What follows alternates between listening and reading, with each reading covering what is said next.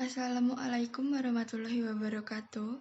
Kami dari kelompok 6 yang beranggotakan Audrey Salsabila Hidayat, Margareta Friska Mairasari, Nabilah Wahidinah Ausafiyah, dan Trihartati. Kami akan mempresentasikan hasil kerja kelompok kami tentang penyajian data dan pengolahan data. Penyajian data. Penyajian data merupakan hasil akhir dari sebuah pengumpulan data dari sumber yang diinginkan, bertujuan untuk memudahkan orang lain dalam membaca dan menyimpulkan data yang diperoleh. Terdapat dua bentuk penyajian data, yaitu penyajian data tunggal untuk memudahkan orang lain dalam membaca dan menyimpulkan data yang diperoleh. Terdapat dua bentuk penyajian data, yaitu penyajian data tunggal dan penyajian data berkelompok. Penyajian data tunggal dapat disajikan dalam bentuk tabel dan diagram atau grafik. Berikut contoh tabel dan diagram. Tabel merupakan daftar yang berisi informasi dalam bentuk kata atau grafik. Berikut contoh tabel dan diagram.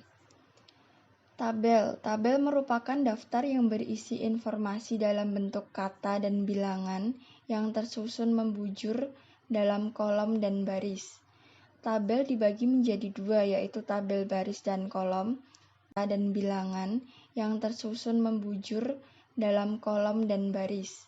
Tabel dibagi menjadi dua, yaitu tabel baris dan kolom, dan tabel distribusi frekuensi tunggal. Tabel baris dan kolom. Dalam membuat tabel baris dan kolom, harus mengelompokkan data sesuai dengan realitanya. Contoh, di bawah ini tabel pemakaian listrik 6 bulan pertama di koperasi ABC. Dari tabel tersebut diperoleh informasi bahwa penggunaan listrik paling banyak ada di bulan Februari dan penggunaan listrik paling sedikit ada di bulan Maret. Tabel distribusi frekuensi tunggal. Dalam membuat tabel distribusi frekuensi tunggal, harus mengelompokkan data berdasarkan frekuensi munculnya data yang diperoleh. Contoh, di bawah ini ada daftar berat badan 60 siswa SMP Negeri 1 Sukaraja. Kemudian, dari data tersebut, dibuat tabel menjadi seperti di bawah ini, dengan cara mengelompokkan data dan diidentifikasi satu persatu. Misalnya, badan 40 kg dikelompokkan dengan berat badan yang sama, dan seterusnya. Dari tabel tersebut, dapat disimpulkan bahwa dari 60 siswa SMP Negeri 1 Sukaraja, kebanyakan dari mereka memiliki berat badan 43 kg anak. Contoh, di bawah ini diagram batang yang menggunakan data diagram batang menyajikan data dengan menggunakan balok-balok yang tingginya sesuai dengan data yang ada. Contoh. Kemudian diagram garis. Di badan siswa SMP Negeri 1 Sukaraja, data yang sesuai dengan keterangan dalam sumbu X.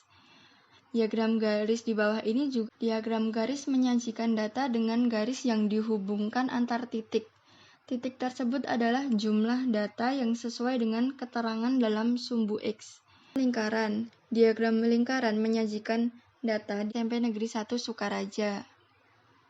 Bisa berupa persen maupun derajat. Contoh, diagram di bawah ini data di dalam lingkaran dengan cara membagi daerah lingkaran dengan data yang ada. Diagram lingkaran bisa berupa persen maupun derajat. Contoh, diagram di bawah ini menunjukkan kegabungan data yang ada. Diagram lingkaran bisa berupa persen maupun derajat. Contoh, diagram di bawah ini menunjukkan kegemaran 300 siswa dalam mengikuti ekstrakurikuler SMP Negeri 1 Sukaratu. Diagram di bawah ini menggunakan persen. Nah, untuk menemukan presentasenya, ekstrakurikuler yang belum diketahui presentasenya, ekstrakurikuler yang sudah diketahui jumlah presentasenya. Ditemukan bahwa dapat dihitung dengan cara 100% dikurangi jumlah ekstrakurikuler yang sudah diketahui jumlah presentasenya. untuk basket, 10% untuk PMR, dan 20% untuk voli, 30% untuk basket, 10% untuk PMR, dan 13% untuk kir. Untuk dijumlahkan menjadi 85%. Kemudian 100%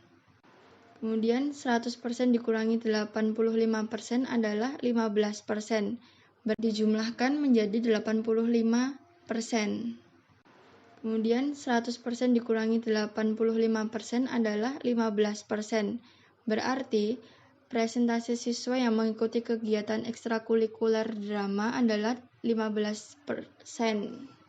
Dikali total siswa. Bukan banyak siswa yang mengikuti kurikuler drama dengan cara 15% dikali total siswa, 300.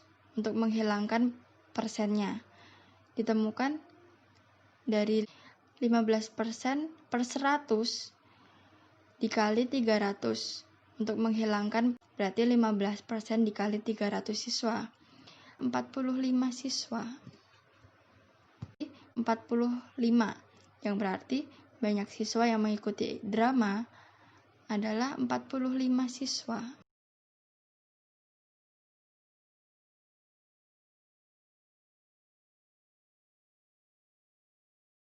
Likon dan O'Keefe.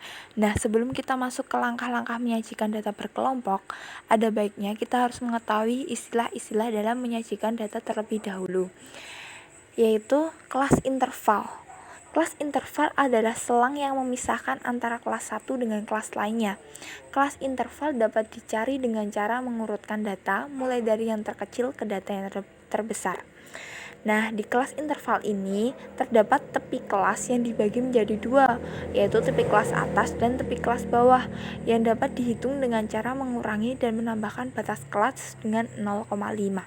Untuk rumusnya sendiri, itu tepi bawah sama dengan batas bawah kurangi 0,5, dan tepi atas itu batas atas plus 0,5. Nah, batas atas dan batas bawah itu termasuk ke dalam batas kelas atau nilai-nilai ujung yang terdapat pada kelas interval. Coba amati tabel di bawah. Pada tabel tersebut kita bisa lihat untuk yang berwarna merah itu untuk batas bawah, sedangkan yang berwarna biru itu menunjukkan batas atas. Kemudian ada frekuensi. Frekuensi ialah banyaknya data setiap kelas interval.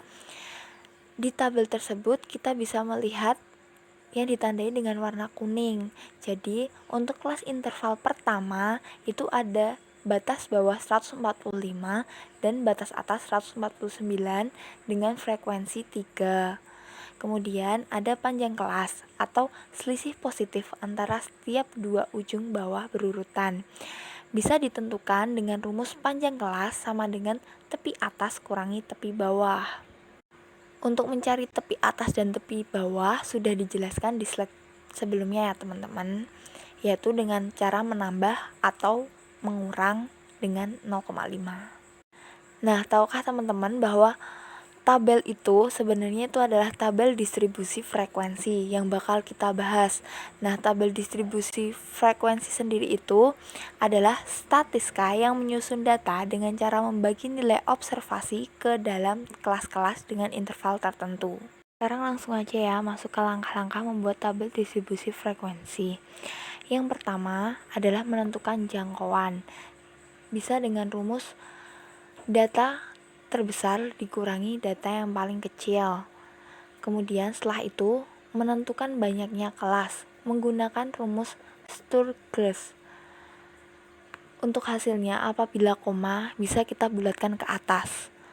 Kemudian yang ketiga adalah menentukan panjang kelas interval menggunakan rumus J per K atau jangkauan dibagi banyaknya kelas yang sudah kita cari tadi.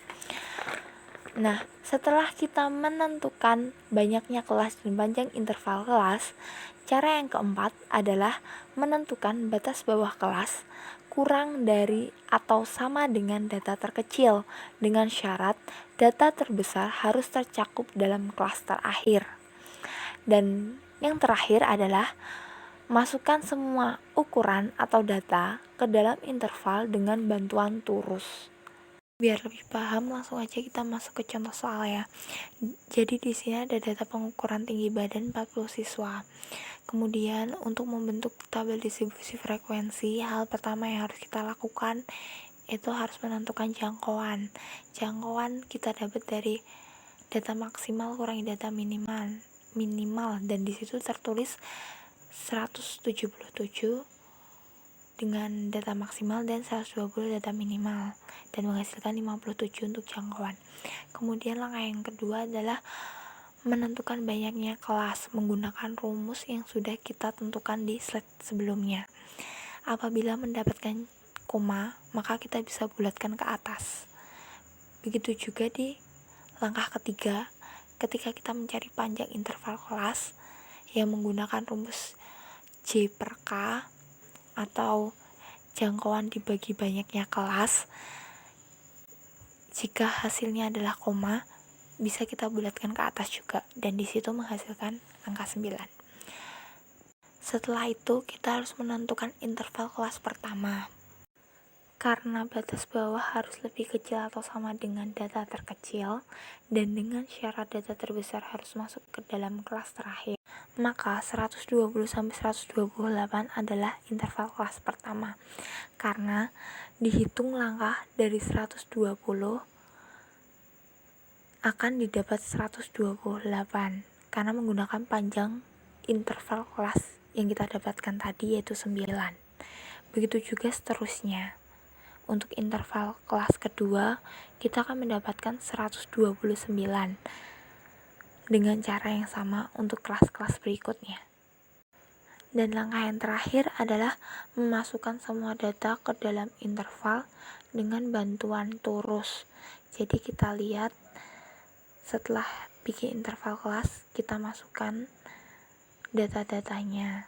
Kemudian kita hitung jumlah frekuensinya. Untuk penyajian data berkelompok berikutnya dapat disajikan dengan histogram.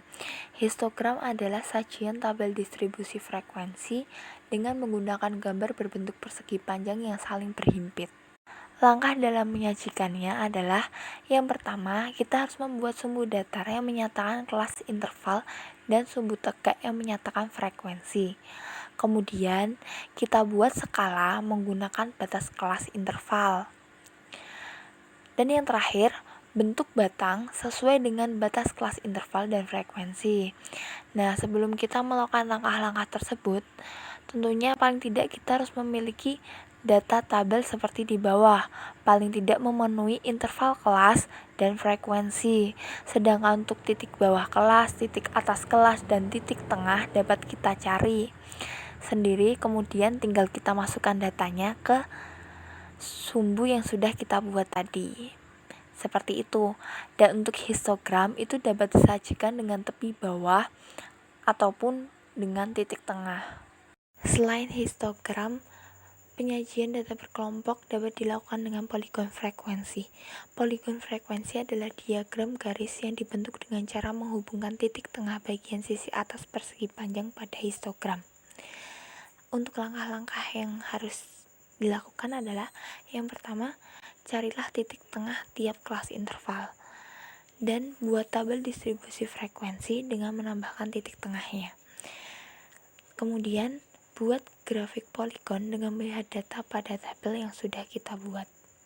Karena data yang kita gunakan sama seperti di slide sebelumnya, jadi kita bisa langsung dapat menghubungkan setiap titiknya, lalu menghapus batang histogram yang sudah kita gambar dan jadilah poligon frekuensi. Seperti yang tertera pada slide tersebut, tinggal kita hapus batang histogramnya. Yang terakhir, untuk penyajian data ada OGIF. OGIF merupakan grafik garis yang dapat dibuat dari poligon frekuensi kumulatif. Dan ada dua macam OGIF, yaitu OGIF dari frekuensi kumulatif kurang dari yang disebut OGIF positif dan OGIF dari frekuensi kumulatif lebih dari yang disebut dengan OGIF negatif. Sedangkan langkah-langkah yang digunakan pun hanya berbeda. Untuk membuat OGIF negatif itu menggunakan batas bawah kelas dan frekuensi kumulatif lebih dari, sedangkan untuk membuat OGIF positif itu menggunakan batas atas kelas dan frekuensi kumulatif kurang dari. Untuk contoh OGIF sendiri bisa kita amati pada gambar tersebut. Jadi sebelum membuat OGIF tentunya kita memiliki data yang sudah kita buat yang terdiri dari interval kelas, frekuensi, titik tengah, tepi bawah, tepi atas, frekuensi kumulatif kurang dari tepi atas, dan frekuensi kumulatif lebih dari tepi bawah. Untuk frekuensi kumulatif kurang dari tepi atas tentunya akan menghasilkan OGIF positif, sedangkan frekuensi kumulatif lebih dari tepi bawah akan menghasilkan OGIF negatif, seperti pada gambar tersebut. Kita lanjutkan pada pengolahan data. Pengolahan data adalah manipulasi data ke dalam bentuk yang lebih berarti atau berguna yang berupa informasi. Sedangkan manipulasi data ke dalam bentuk yang lebih berarti atau berguna yang berupa informasi. Sedangkan informasi sendiri adalah hasil dari kegiatan-kegiatan pengolahan data yang memberikan bentuk yang lebih berarti. Informasi sendiri adalah hasil dari kegiatan-kegiatan pengolahan data yang memberikan bentuk yang lebih berarti dari suatu kegiatan atau peristiwa. Data tunggal adalah data yang belum disusun dari suatu kegiatan atau peristiwa. Data tunggal adalah data yang belum disusun atau dikelompokkan ke dalam kelas-kelas interval. Sedangkan data kelompok adalah data yang disusun atau dikelompokkan ke dalam kelas-kelas interval. Sedangkan data kelompok adalah data yang telah disusun atau dikelompokkan menurut kelas intervalnya. Pengolahan data tunggal meliputi yang telah disusun atau dikelompokkan menurut kelas intervalnya.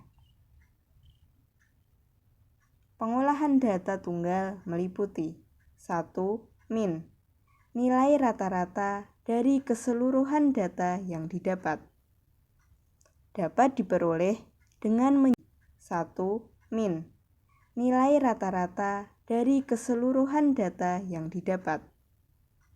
Dapat diperoleh dengan menjumlahkan seluruh nilai kemudian dibagi dengan banyaknya data. Rumusnya, rata-rata sama dengan jumlahkan seluruh nilai kemudian dibagi dengan banyaknya data.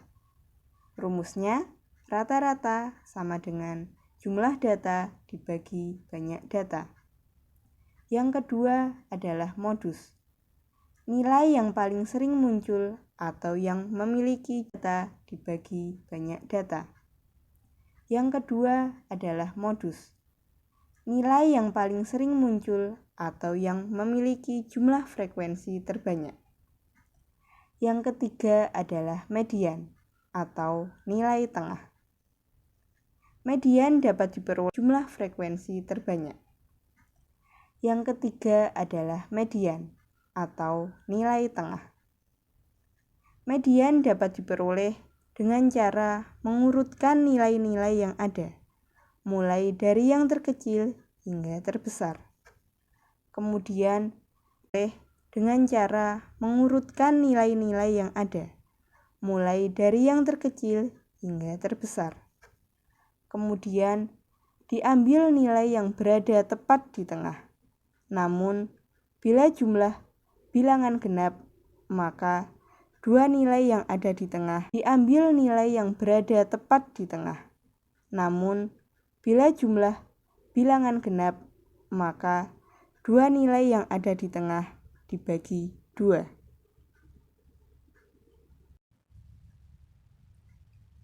Untuk lebih memahaminya lagi, mari kita dibagi 2.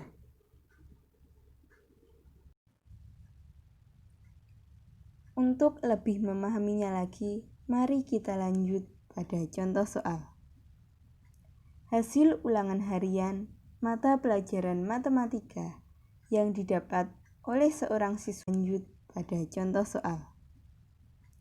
Hasil ulangan harian mata pelajaran matematika yang didapat oleh seorang siswa SD Mekarsari selama 1 semester adalah 8, 7, 6, 7.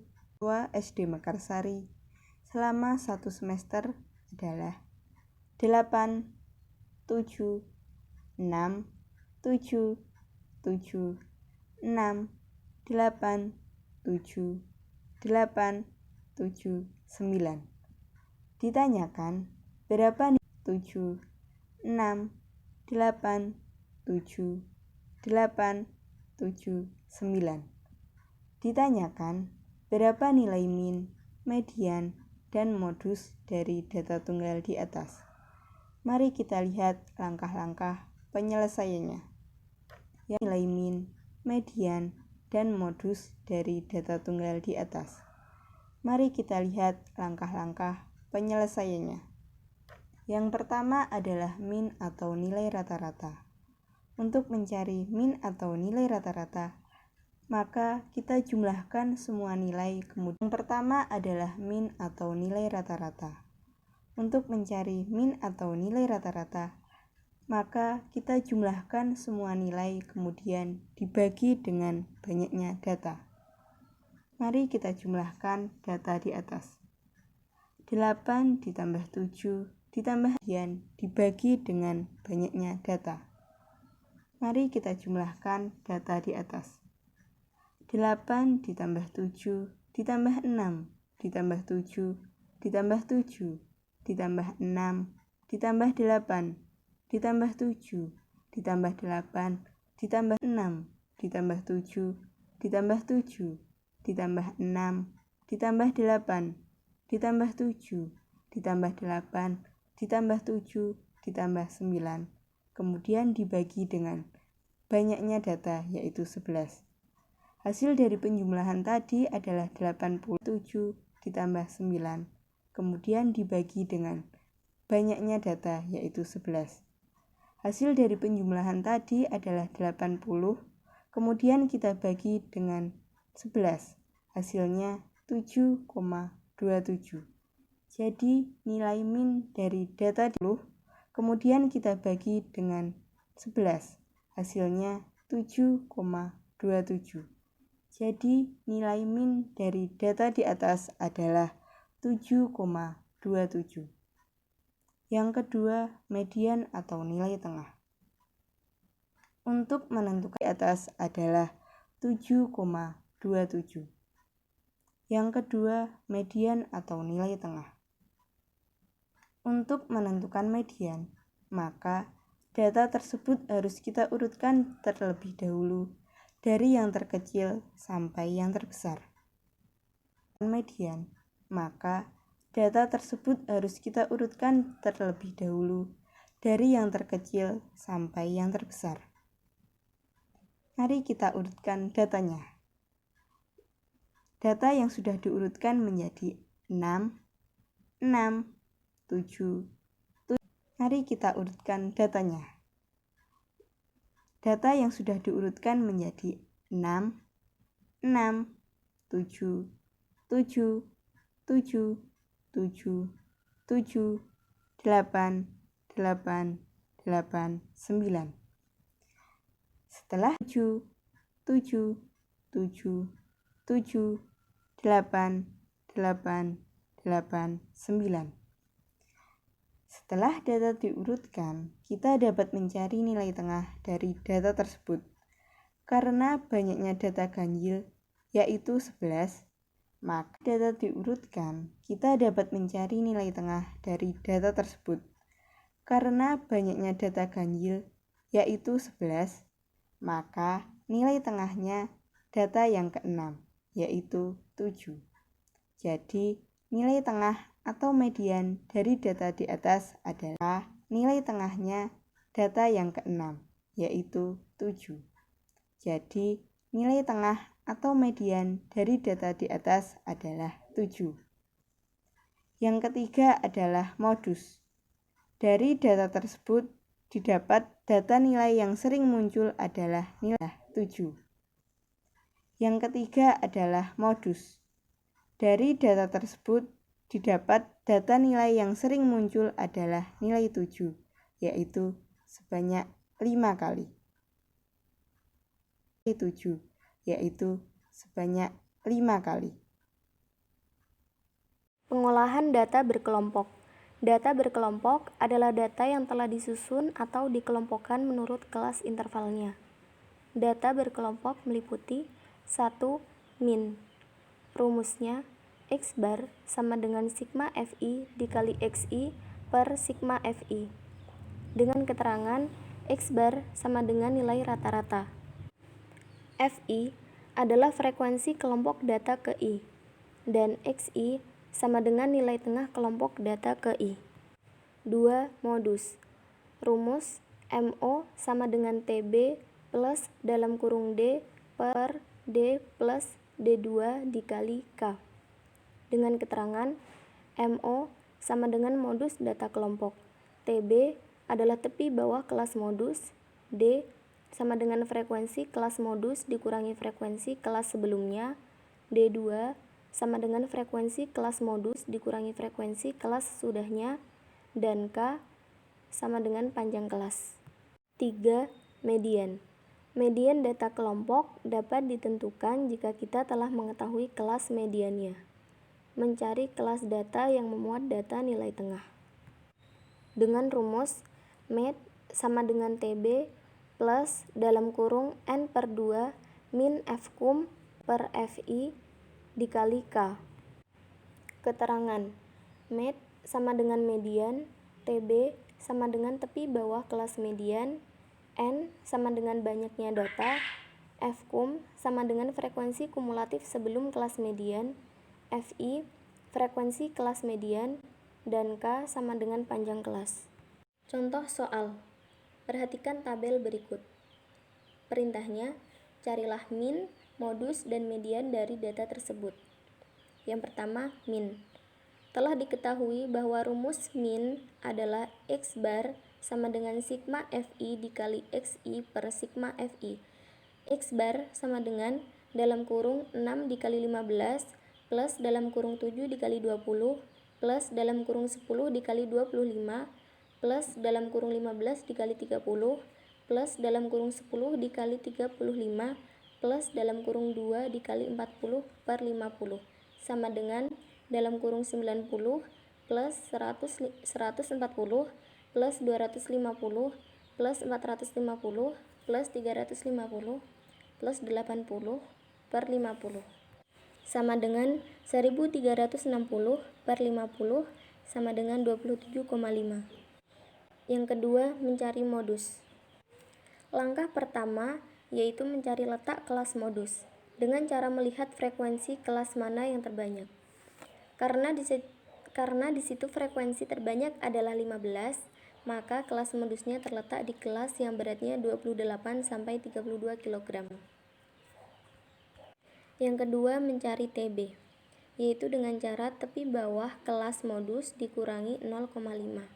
Tepi bawah kelas modus tersebut adalah 28, maka TB-nya yaitu 27,5. Kemudian kita masukkan ke dalam rumus. Diketahui rumus modus adalah MO sama dengan TB plus dalam kurung D per D plus D2 dikali K.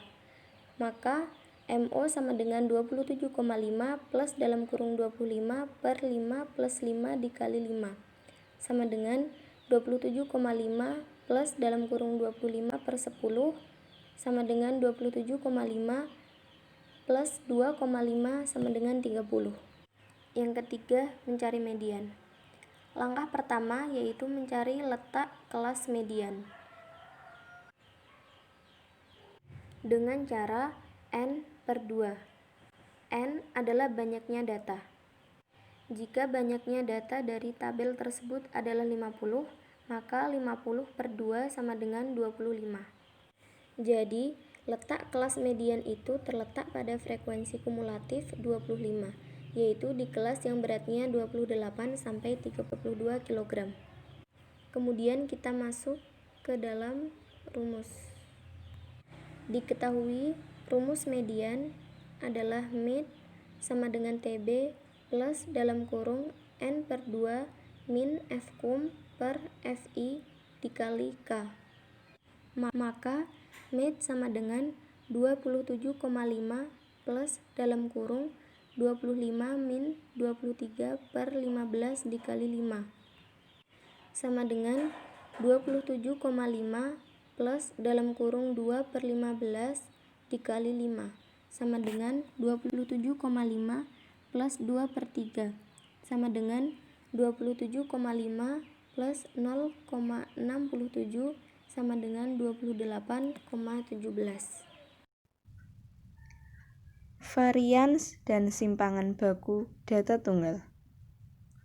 Varian atau yang biasa disebut ragam adalah jumlah dari kuadrat nilai yang dicari dengan rata-rata dibagi jumlah frekuensi. Rumus dari ragam atau varian dapat kita lihat dalam tabel berikut ini. S kuadrat sama dengan X1 dikurangi X bar, kemudian dikuadratkan, ditambah titik-titik-titik sampai dengan Xn dikurangi X bar, kemudian dikuadratkan, dibagi dengan N. N merupakan banyaknya data, sedangkan X bar merupakan rata-rata dari data tersebut. Simpangan baku atau standar deviasi adalah akar kuadrat dari ragam. Jadi untuk mencari simpangan baku yaitu akar dari ragam.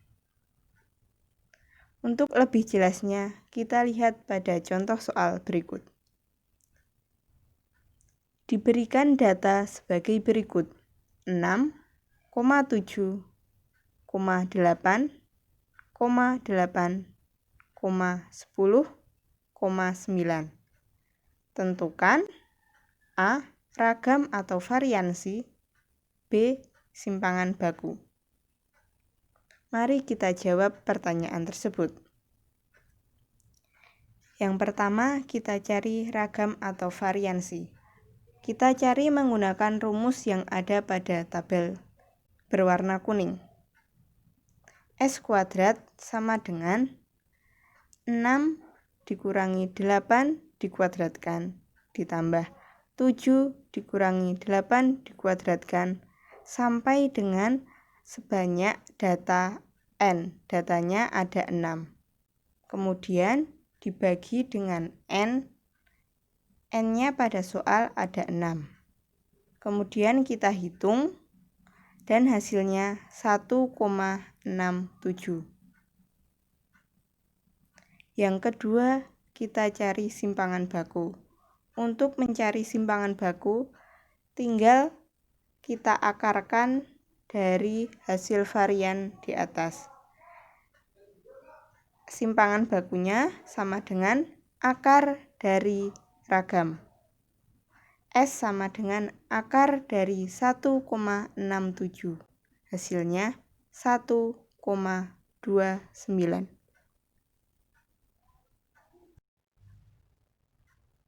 Selanjutnya, varian dan simpangan baku untuk data berkelompok. Berikut ditampilkan rumus dari varian data dan rumus dari simpangan baku untuk data berkelompok. Yang pertama yaitu rumus varian data untuk data berkelompok. S kuadrat sama dengan jumlah Fi dikali Xi kuadrat untuk nilai I sama dengan 1 sampai dengan nilai I sama dengan N dikurangi jumlah Fi dikali Xi dikuadratkan untuk nilai I sama dengan 1 sampai dengan nilai I sama dengan N. kemudian dibagi dengan N dikali N dikurangi 1. Yang kedua yaitu rumus simpangan baku. Untuk mencari simpangan baku sama seperti pada mencari simpangan baku data tunggal, yaitu tinggal kita akarkan dari rumus varian data atau ragam. Sehingga untuk mencari S sama dengan akar dari ragam atau varian. Keterangan S kuadrat sama dengan varian, S sama dengan simpangan baku, X sama dengan nilai X ke I, dan N sama dengan ukuran sampel. Untuk lebih memahaminya lagi, mari kita lanjut pada contoh soal. Diberikan data seperti pada tabel yang pertama, yang tabel sebelah kiri. Kita akan mencari varian dan simpangan bakunya. Dari tabel pertama ini, diketahui kelas-kelas interval dan frekuensi tiap kelas interval atau FI. Selanjutnya, kita buat tabel kembali untuk memperoleh banyaknya data, titik tengah atau XI, FI dikali XI, dan FI dikali XI kuadrat, sehingga dihasilkan tabel seperti tabel yang kedua, tabel yang sebelah kanan. Contohnya, untuk mencari nilai-nilai pada kelas interval yang pertama, XI-nya adalah 153. XI ini adalah nilai tengah dari kelas interval 1, yaitu 151 sampai dengan 155. Didapat XI atau nilai tengahnya yaitu 153. Untuk FI-nya kita tinggal menyalin yaitu 3. FI dikali XI kita dapat dari 3 dikali 153, hasilnya 459. Kemudian untuk FI dikali XI kuadrat sama dengan 3 dikali 153 kuadrat. Jadinya 3 dikali 23.409. Hasilnya 70.277. Kemudian kita hitung kelas interval semuanya, seperti cara pada kelas interval yang pertama. Kemudian setelah selesai kita jumlahkan atau kita tambahkan. Selanjutnya kita masukkan ke dalam rumus varian, yaitu sigma FI dikali XI kuadrat. Nilai itu bisa kita lihat dari tabel, yaitu 570.634. Kemudian dikurangi dengan sigma FI XI dikuadratkan. Kita lihat dari tabel, sigma FI XI-nya adalah 3.458. Itu kita kuadratkan. Kemudian dibagi dengan N, yaitu 21, per N-1, yaitu 21 dikurangi 1. Kemudian kita hitung, dan hasilnya 60,83. Kita lanjut pada simpangan baku. S sama dengan akar dari ragam. S sama dengan akar dari 60,83 sama dengan 7,8. Terima kasih kepada teman-teman semua. Apabila ada pertanyaan, saran, atau kritik bisa disampaikan di kolom komentar. Sekian dari kelompok 6. Apabila ada kesalahan, kami mohon maaf. Wassalamualaikum warahmatullahi wabarakatuh.